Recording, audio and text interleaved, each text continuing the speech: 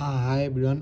যেই কমন ২টা জিনিস ৩টা জিনিস আপনারা সবসময় ভুল করেন সেটা হচ্ছে ইউটিউবে যখন শর্টস আপলোড দেন মানে আপনারা যে শর্টসগুলো আপলোড দেন ওটার প্রপার ওয়েতে আপনারা আপলোড দিতে পারেন না। আর সেকেন্ডলি হচ্ছে ইউটিউবের যে অ্যালগরিদম আপনাদের শর্টস আপলোড দেওয়ার আগে ওর অ্যালগরিদম বুঝতে হবে। আমি যদি অ্যানালাইসিসে যাই আমার রাইট নাও ভিউ দেখেন প্রায় ৩ লাখ মতো, আর ওয়াচ টাইম দেখেন 7.7K। অ্যান্ড যদি 48 আওয়ার যদি ভিউ দেখেন সেটা দেখেন এখানে প্রায় 1,09,000 প্লাস।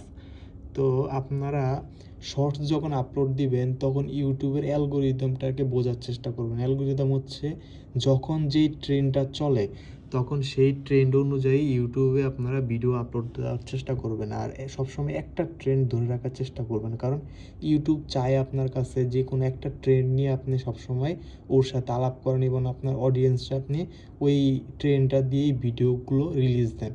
তো সবসময় ইউটিউবের ট্রেন্ডটা ধরে রাখার চেষ্টা করুন। দেখেন আমার রাইট নাও যে 48 আওয়ার্সের যে ভিউ সেটা 1,00,000 প্লাস, আর এটা এখন বাড়তেছে।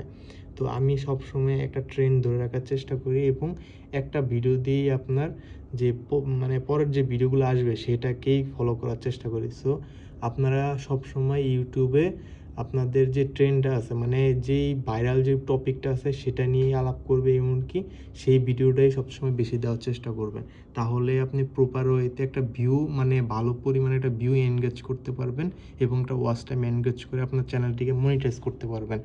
আর সবসময় চেষ্টা করবেন যে নিজের ভিতরে যে পোটেনশিয়াল আছে সেটাকে ভিডিওর ভিতরে ফুটিয়ে ধরার জন্য। ধন্যবাদ সবাইকে।